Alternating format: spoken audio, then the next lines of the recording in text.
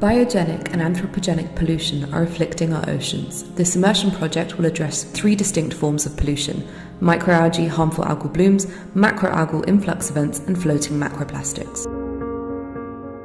Harmful algal blooms occur naturally when colonies of algae grow out of control under the right environmental conditions and produce toxic or harmful effects on people, fish, shellfish, marine mammals and birds. Whilst these toxins are responsible for an array of diverse adverse effects, for this immersion project the focal point was the detrimental economic effects on marine aquaculture.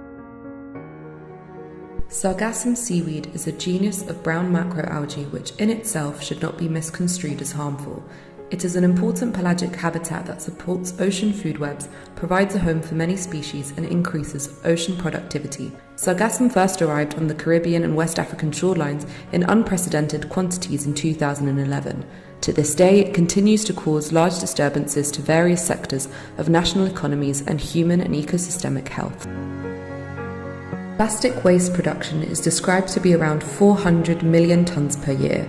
It's been reported that since the 1950s, the world has produced over 8.3 billion tonnes of plastic, resulting in 6.3 billion tonnes of waste, only which less than 9% has been recycled.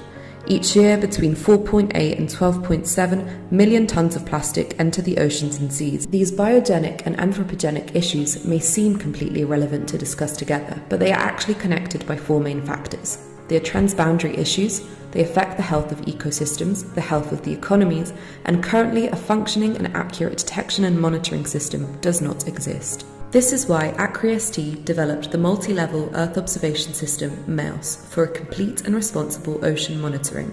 MEOS can be deconstructed into 5 separate tiers. 1.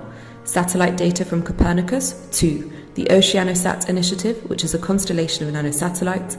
3. The Litterbird drone. 4. Simplex citizen science app. And 5. Data models for the development of simulations, predictions, and management of the marine environment. The combination of adding these layers of data together allows for a unique system with complete and reliable data. This permits for the development of 2 services: the detection and monitoring of pollution, which until now customers have had to have reactive responses to rather than proactive. Here is an example of the sargassum as seen from satellites under the Copernicus program. Hi, I'm Marta Muntoni, and I spent 4 months at ACRI-ST's beautiful office in Grasse, where I did my immersion project. The main objective of my immersion project was to create a hybrid business plan in order to pave the way for the MEOS project, to effectively take place.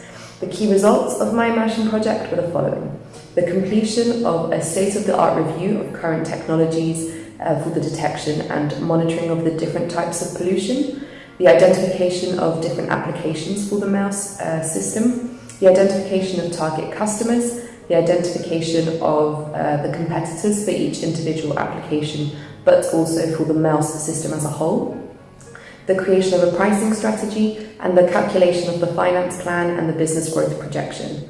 So all of this was actually in the middle of meetings with potential clients and experts from different sectors from all over the globe.